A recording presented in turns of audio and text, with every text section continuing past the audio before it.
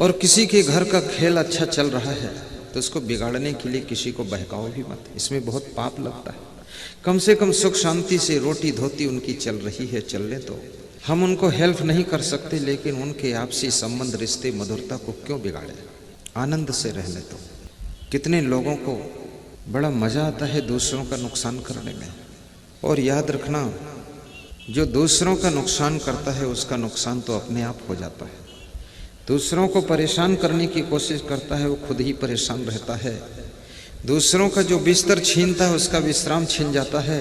दूसरों की जो रोटी छीन लेता है उसकी भूख छीन जाती है। और दूसरों का जो धन छीन लेता है तो याद रखना उसको दुनिया में कहीं धन्यवाद नहीं मिलता है। इसलिए किसी को परेशान मत कीजिए, सबको सुख बांटो तो आपको भी सुख मिलता रहेगा। 4 वेद 6 शास्त्र में बात मिली है दोए, सुख दीन है सुख होत है, दुख दीन है दुख होए। गौर करना, शक्कर खिला शक्कर मिले, टक्कर खिला टक्कर मिले, नेकी का बदला नेक है, बदी का बदला बदी देख ले। आप जिन हाथों से शक्कर बांटते हो, फिर उन हाथ की अंगुलियों को तुम चाटते हो तो अंगुलियों से मिठास लगती कि नहीं? लेकिन जिस हाथ की अंगुलियों से तुम मिर्चा पाउडर का बांटो और फिर उसको चाटो तो तुम्हें कड़वाहट लगेगी। तुमने बांटा है लेकिन बाद को चाटा है तो भी उसका टेस्ट आता है। इस दुनिया में अगर सुख बांटोगे तो सुख का टेस्ट आपको भी मिलेगा, दुख बांटोगे तो दुख का टेस्ट मिलेगा।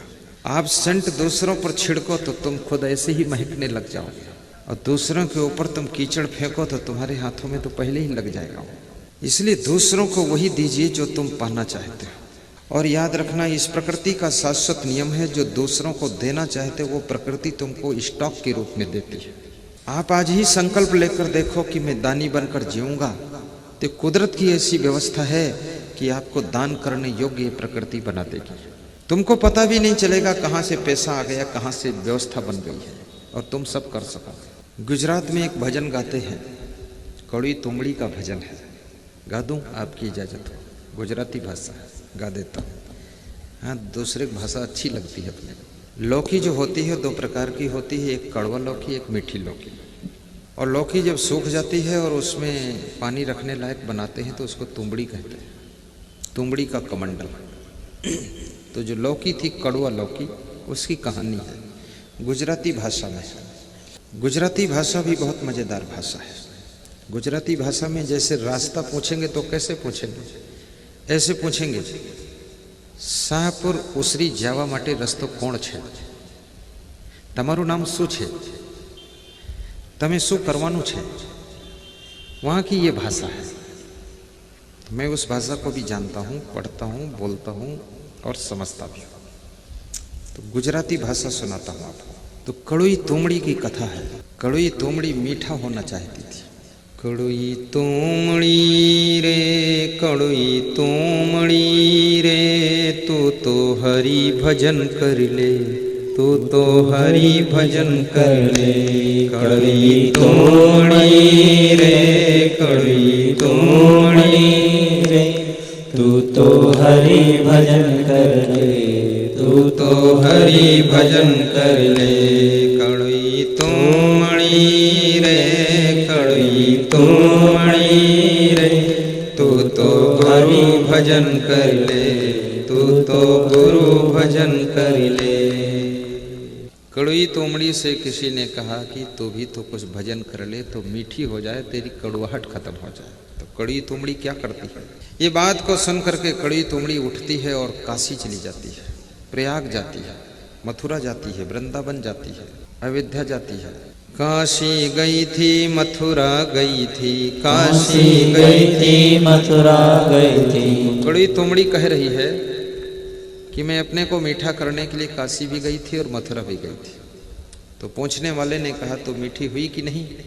तो फिर जवाब दे रही है, काशी गई थी, मथुरा गई थी, काशी गई थी, मथुरा गई थी, तो ये न मीठी थई कड़ुई तोमड़ी रे, तू तो हरि भजन कर ले, तू तो हरि भजन कर ले।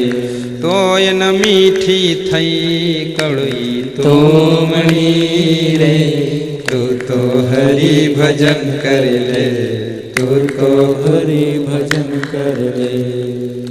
कड़ी तुमड़ी कहती है मैं काशी में गई और मथुरा में गई लेकिन मैं मीठी नहीं हुई, तो अब क्या करूं? बोले और देख लो ना, और भी तो है कहीं जगह। तो फिर वो कहती है कड़ी तुमड़ी, गंगा नाई जमुना नाई, गंगा नाई जमुना नाई, तोय न पावन थई कड़ुई तुमड़ी रे, तू तो गुरु भजन कर ले, तू तो गुरु भजन कर ले। कड़ी तुमड़ी कहती है मैंने गंगा में भी स्नान किया, यमुना में स्नान किया, लेकिन मैं पवित्र नहीं हुई, मैं कड़ुई कड़ुई रही। तो फिर पूछने वाला कहता है कि और भी तो तीर्थ बचे, वहां चली जाना, सब ट्राई कर। तो फिर वो बोलती है कड़ी तुमड़ी, हरिद्वार गई थी, हरिद्वार गई थी, अयोध्या गई थी, हरिद्वार गई थी, अयोध्या गई थी, तोय न मीठी थई कड़ुई तुमड़ी रे, तू तो हरि भजन कर ले। गाओ, तुम भी गाओ, ताली बजाओ, भजन कर ले, कड़ुई तुमड़ी रे, तू तो हरि भजन कर ले, तू तो हरि भजन कर ले। कड़ी तुमड़ी ने कहा मैं अयोध्या में भी गई थी, सरयू में डुबकी लगा लिया, हरिद्वार में जाकर के भी दर्शन किया, लेकिन मिठास नहीं आई, कड़वाहट गई नहीं। तो पूछने वाले ने कहा कि एक जगह तो गई कि नहीं गई? बोले कहाँ? बोले संतों का दर्शन कर और सत्संग में जाकर डुबकी लगा। तो उस तुमड़ी ने कहा मैं वहां नहीं गई। कहा वहां देख ले जाकर। साधु जोया संतो जोया, साधु जोया संतो जोया, त्यारे तो मीठी थई कड़ुई तुमड़ी रे, तू तो हरि भजन कर ले, तू तो हरि भजन कर ले, त्यारे तो मीठी थई कड़ुई तुमड़ी। जय हो पत्रकार, तू तो हरि भजन कर ले, तू तो हरि भजन कर ले। साधु जोया संतो जोया, साधु जोया संतो जोया, त्यारे तो मीठी थई कड़ुई तुमड़ी रे, तू तो हरि भजन कर ले, तू तो हरि भजन कर ले, भजन कर ले, तू तो हरि भजन कर ले, तू तो हरि भजन कर ले, तू तो हरि भजन कर ले। ये कड़ुई तुमड़ी कौन है? भाइयों और बहनों, ये कड़ुई तुमड़ी कोई और नहीं है, ये तुम्हारी कड़ुई खोपड़ी ही कड़ुई तुमड़ी है। और ये कड़ुई खोपड़ी तुम मथुरा में घुमाते हो, हरिद्वार इसको ले जाते हो, गंगा में इसको डुबाते हो, नाक दबाकर डुबकी मारते हो, लेकिन इस कड़ुई खोपड़ी की कड़वाहट जाती नहीं है। इसके भीतर जो काम क्रोध लोभ मोह ईर्ष्या द्वेष की कड़वाहट भरी है वो मिटती नहीं, ये कड़ुई की कड़ुई ही रहती है। लेकिन जब कोई महान संत का दर्शन करते हो, कोई संत की वाणी सुनते हो, प्रवचन सुनते हो, तब ये कड़ुई खोपड़ी की कड़वाहट, काम क्रोध लोभ मोह ईर्ष्या द्वेष अहंकार की कड़वाहट खत्म हो जाती है। फिर दया क्षमा संतोष सरलता नम्रता की मिठास आ जाती है, तब ये कड़ुई खोपड़ी मीठी खोपड़ी हो जाती है, तब ये धन्य हो जाती है।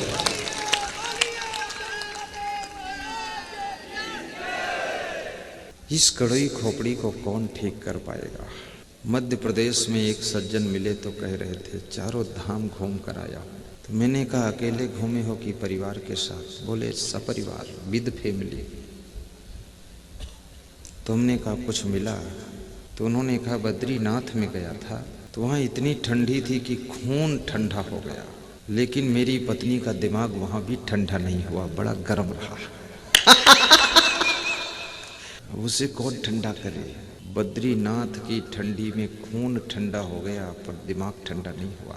बोले मेरी पत्नी ने वहाँ भी क्रोध किया, गुस्सा किया, वहाँ भी नाराज हो गई। तुमने कहा फिर? बोले चारों धाम घूमे पर शांति नहीं मिली गुरुदेव। याद रखना, तीर्थ में नहाने का अर्थ है कि आपके काम, क्रोध, लोभ, मोह का मैल धुल जाए तो तीर्थ में नहाना सार्थक है। कितने लोग तीर्थ में स्नान करने जाते हैं, दूसरों का थैला चुरा लाते हैं, दूसरों की चप्पल चुरा लाते हैं। चुट्टापना गया नहीं तो वहां जाने से फायदा क्या। मैंने कहा फिर क्या किया आपने? तो उन्होंने बताया, गुरुदेव टीवी चैनल में कथा भागवत प्रवचन सुनता था, अचानक एक दिन आपका प्रवचन आ रहा था पारिवारिक शांति के लिए, तो मैं 5 मिनट ही सुन पाया लास्ट में। तो मैंने वो टाइम नोट किया और अगले दिन फिर खोला उसी टाइम टीवी। तो मैं जब सुना तो मैंने सोचा कि अरे सत्संग तो चारों धाम है। तुलसीदास ने जो लिखा है वो सत्य लिखा है कि मुद मंगलमय संत समाजू, जो जग जंगम तीरथ राजू, सुनि समझहि जन मुदित मन मज्जहि अति अनुराग, लहई 4 फल अछत तनु साधु समाज प्रयाग। बहुत बड़ी बात है। बोले तब पता चला कि शिव जी ने स्कंद पुराण में भी कहा है, गुरु भावा परम तीर्थम। गुरु के प्रति जो तुम्हारा प्रेम भाव है ये भी एक तीर्थ स्नान का फल देता है। परम तीर्थम, गुरु भावा परम तीर्थम अन्य तीर्थम निरर्थकम। और इस गुरु के प्रति जो प्रेम भाव है, श्रद्धा भाव है, इस तीर्थ के सामने अन्य तीर्थ छोटे हैं। सर्व तीर्थमयम देवी श्री गुरोस चरणाम्बुजम। हे पार्वती जी, समस्त तीर्थों का फल श्री गुरुदेव के कमल रूपी चरणों में प्राप्त हो जाता है। इधर उधर भटकने की जरूरत नहीं है। श्रद्धा की तीर्थ में डुबकी लगाओ, उनके प्रवचन की गंगा में नहाओ, सारा मैल धुल जाएगा और जीवन सुखी शांत हो जाएगा। करोड़ों लोगों के घरों का कलह कलेश खत्म हुआ है। संतोष भी कीजिए, स्वभाव में सरलता लाइए, वाणी में मधुरता घोलिए, व्यवहार में नम्रता रखिए, ईमानदारी, वफादारी, जिम्मेदारी से काम कीजिए, साहस और धैर्य बनाए रखिए। परिवार के सदस्यों से प्रेम भी कीजिए। प्रेम करने से प्रेम बढ़ता है। प्रेम कहीं बाजार में नहीं मिलता है। और प्रेम विहीन मनुष्य पशु पक्षी से भी गिरा गुजरा होता है। पशु पक्षियों के पास में भी प्रेम होता है। जो इंसान प्रेम न कर सके, प्रेम से रह न सके, प्रेम से जी न सके, प्रेम से भोजन न खा सके, प्रेम से बात न कर सके, अपने परिवार के सदस्यों से भी प्रेम न कर सके, उस इंसान से तो जानवर अच्छे हैं जो कम से कम अपने परिवार में प्रेम से रह लेते हैं। इसलिए प्रेम से जीना सीखो। कबीर कहते हैं 2.5 अक्षर प्रेम का पढ़े सो पंडित होए। अगर प्रेम करना सीख गए तो तुमसे बड़ा कोई दूसरा पंडित नहीं।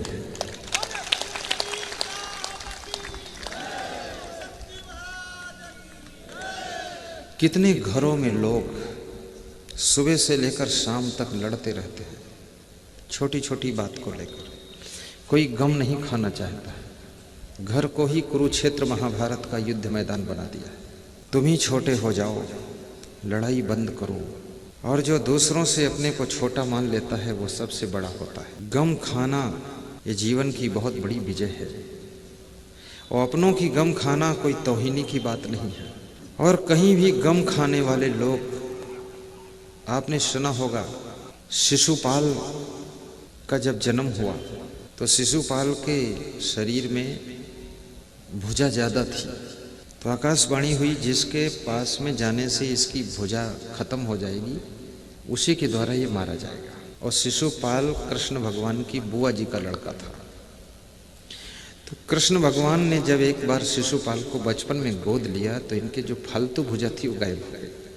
तो बुआ जी ने समझ लिया कि इसी के हाथ से मेरा बेटा मरेगा। तो बुआ जी ने कृष्ण से कहा कि तुम मत मारना मेरे बेटे को, इतना तुम वरदान दे दो। कृष्ण ने कहा कि मैं इसकी 99 गलती माफ करूंगा, जब 100 बार गलती करेगा तब इसकी भुजा को साफ कर दूंगा, तब मारूंगा इसको। तो शिशुपाल 99 गलती किया भगवान कृष्ण के साथ। बड़ी फोहड़ गाली देता था, भगवान का अपमान करता था। अगर आपको भी कोई फोहड़ गाली दे तो समझ लेना तुम कृष्ण भगवान हो, वो शिशुपाल का अवतार हुआ है, नालायक है, सुन लेना।